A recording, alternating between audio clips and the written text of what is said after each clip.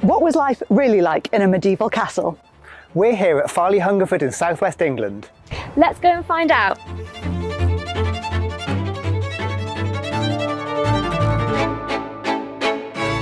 To survive life in any medieval castle, the first thing you need is walls.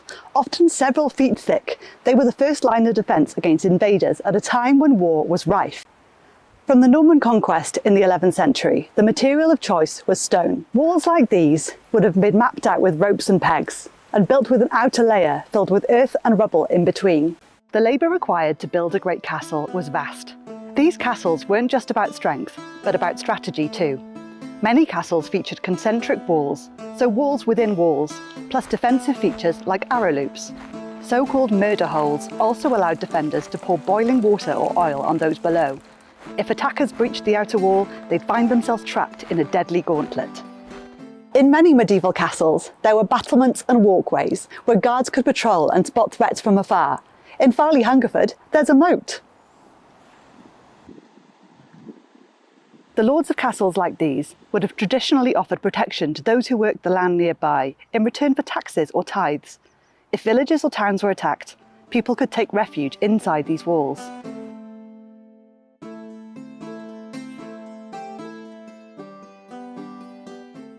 So these weren't just piles of rubble, they were life-saving fortifications. But if you were after another form of salvation, you might have headed to another part of the castle. That's right. As well as seeking protection behind some nice chunky walls, people in the Middle Ages also turned to the divine for their security.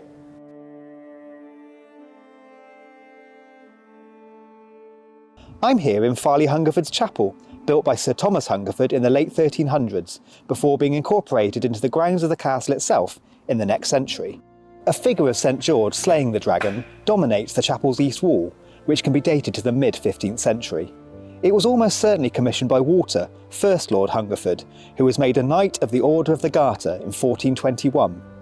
But this is only a fraction of the ornate decoration believed to have once covered these walls before the chapel's roof collapsed in the late 18th century. At a time of plague, poor harvests and political disruption, these paintings show just how important faith was regarded in the medieval period.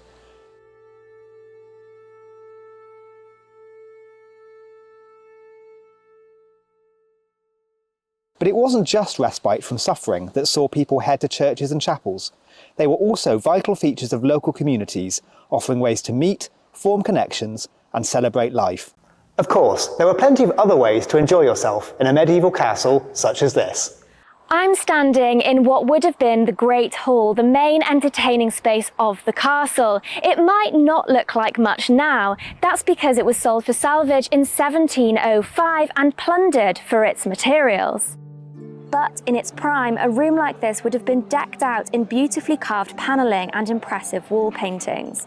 Will records show that dining in this space would have been a grand affair. The second Lord Hungerford left behind over 50 silver and silver gilt bowls, alongside candlesticks, dishes, flagons, among other items.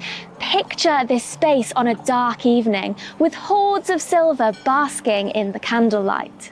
Master Shakar Amadeus VIII's cook recommended massive quantities for medieval feasts. For each day he suggested 200 goat kids and lambs, 100 calves and 2,000 poultry birds. And for a major feast lasting a full week, these figures would be multiplied by 5. Fish would also be needed if the feasts were hosted on a Friday and Saturday, as these were fast days. But of course, someone had to cook all of this food. Large fireplaces like this one would have been at the heart of any medieval kitchen and would have required vast amounts of fuel. Master Shakar had some tips for this too, recommending 1,000 cartloads of good dry firewood, a great storehouse full of coal, and if the feast was held in winter, 60 torches, 20 pounds of wax candles and 60 pounds of tallow candles to be used as lights around the kitchen. Oh, and do not trust wooden spits, warned Shakar, because they will rot and you could lose all your meat. Areas such as this one would have been alive with servants ferrying dishes and water about the castle. Cooks would have laboured at ovens like this one, which sports a particularly gruesome history. When a steward named John Cottle was murdered at Farleigh in 1518, his body was put into a certain fire in the furnace of the kitchen in the castle and did burn and consume. If stories like this didn't put you off, there were plenty of places to stay. Thankfully, not everything about castle life was quite so grisly. The Hungerfords' bedchamber would have been decked out in lavish tapestries, rich bed hangings and silken quilts. We know that one of the bedrooms here at Farleigh Hungerford featured a green bed embroidered with the image of a greyhound, one of the emblems of the Hungerford family.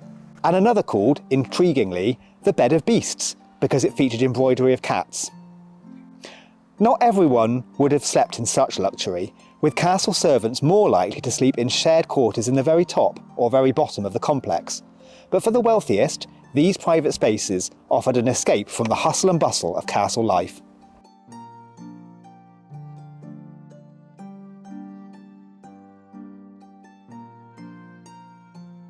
And of course, it wasn't just sleeping arrangements that helped add an air of privacy and comfort to the finest castle bedrooms, which leads us nicely to our next question.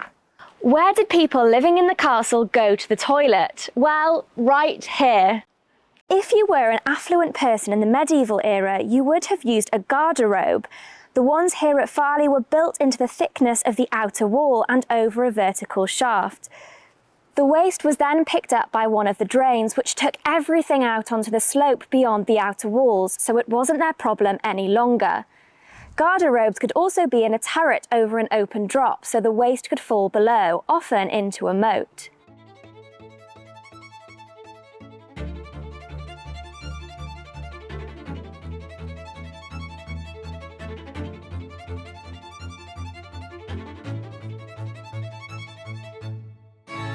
Want to know more about life in the medieval period? Head over to HistoryExtra.com.